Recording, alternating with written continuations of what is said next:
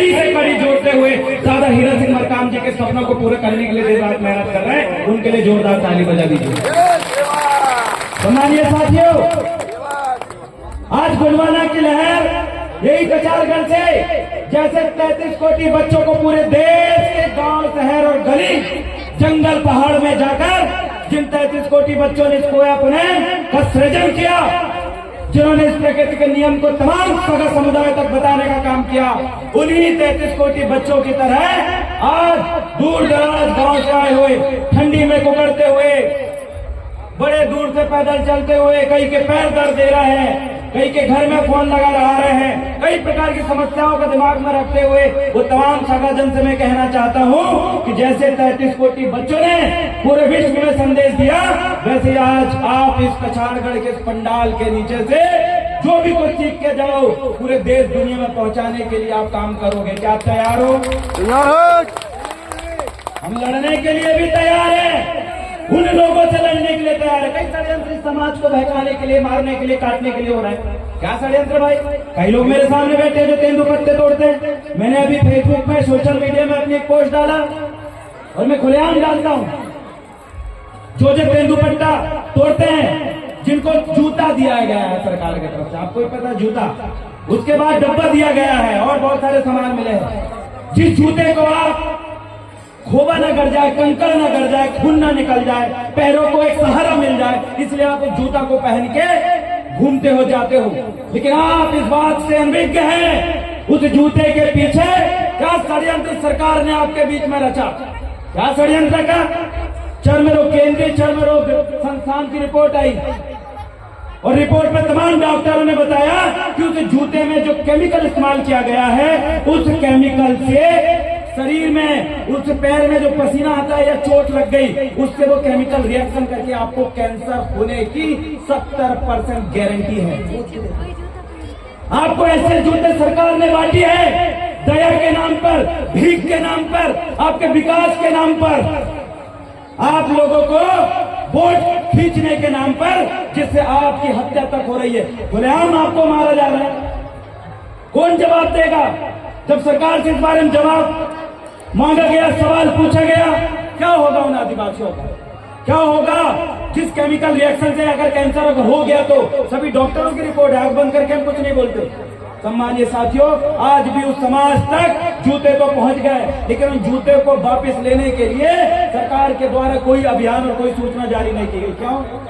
क्यों नहीं की गई भाई? आपको जानवर समझते हैं, जानवरों से बदतर समझते हैं। जंगल के शेर को ये बचा लेंगे, जंगल की हिरण को ये बचा लेंगे, जंगल के पेड़ों को बचाने के नाम पे आपको मार देंगे।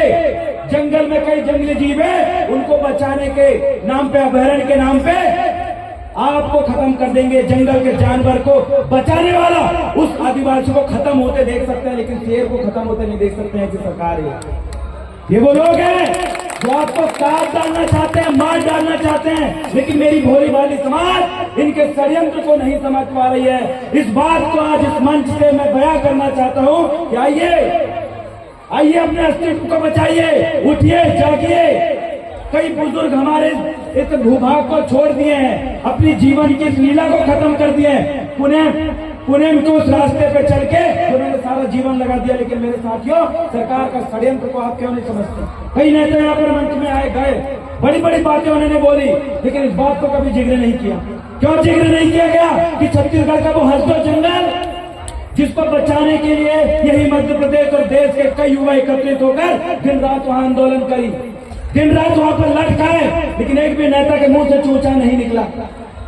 यही समाज की बहन बेटियां जिनका खुलेआम बलात्कार हो रहा है, जिनको नंगा करके बैतूल में मारा गया, इन नेताओं के मुंह से चूचा नहीं निकला।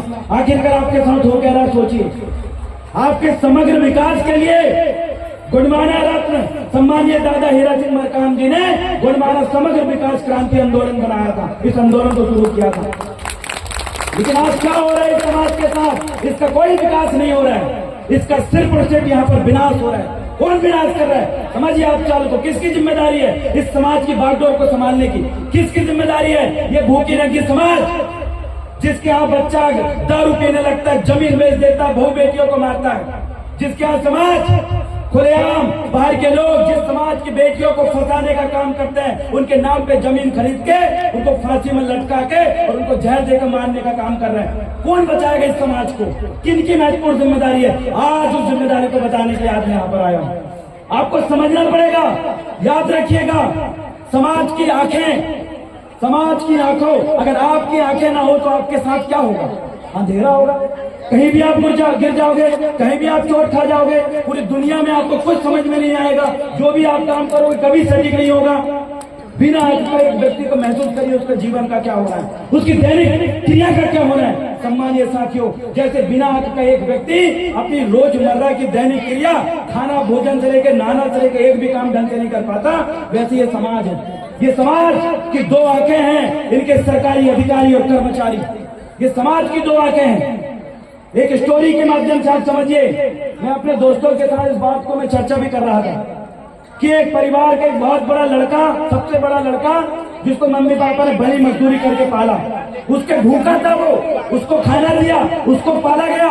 बच्चा बड़ा होकर बहुत पढ़ लिया, पढ़ने के बाद बढ़िया नौकरी लग गया और एक समय बाद वही बच्चा अपने माँ बाप के खिलाफ मक्कार निकम्मा निकला।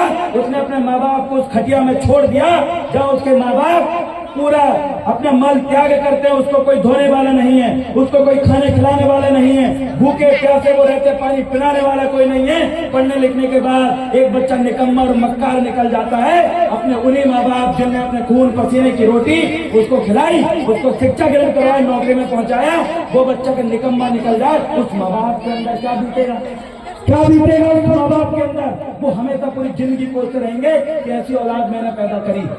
वैसे ही औलाद, आप समझ जाइए, जैसा वो निकम्मा बेटा, मतलब एक निकम्मा अधिकारी कर्मचारी जो समाज के नाम पर पीला गमछा भी डालता। मैं धन्यवाद देना चाहते हैं, यहाँ पर भूमिकागण बैठे हुए हैं, शिक्षक है विजय सिंह अड़माती जी, सरकारी नौकरी के साथ साथ एक समाज का दायित्व निर्वहन कर रहे हैं। लेकिन सैकड़ों अधिकारियां हैं, वो क्यों नहीं करते? ये समाज की, याद रखिएगा, ये वो निकम्मे बेटे हैं जो समाज का कर्ज कभी अदा नहीं करते। पढ़ने लिखने के बाद भी कौन करेगा भाई ये समाज? अभी देखिए हमारे कई बच्चे जो थे जिनको खाना नहीं मिल रहा था,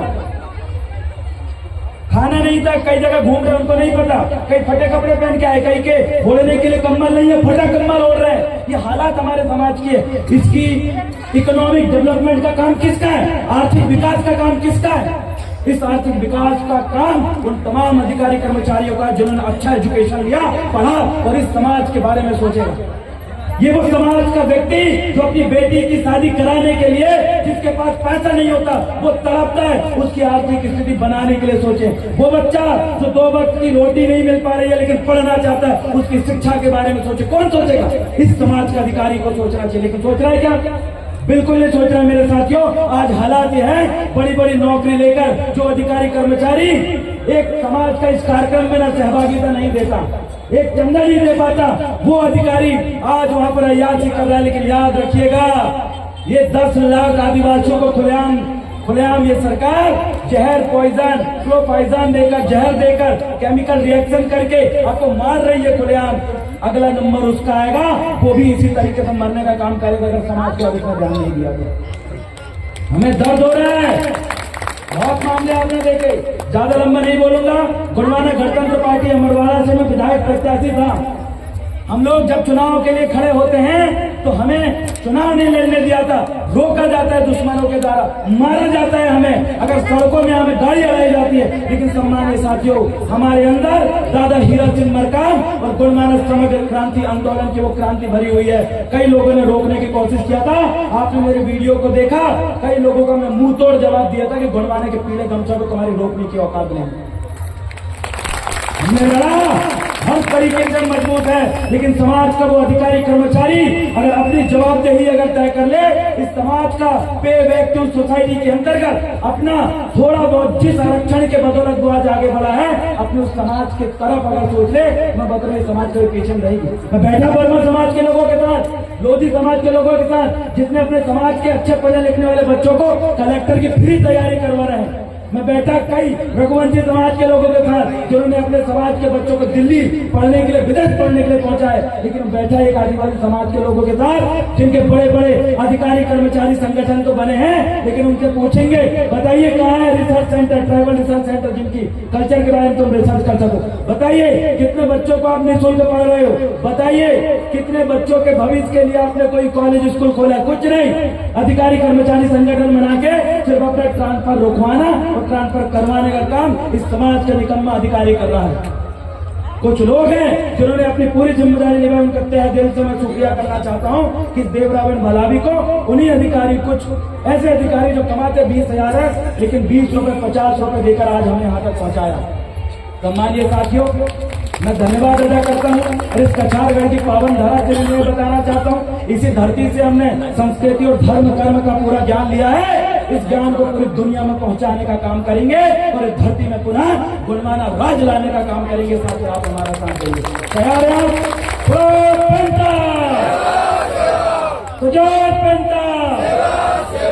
दादा हीरा सिंह मरकाम जी का सपना कौन पूरा करेगा?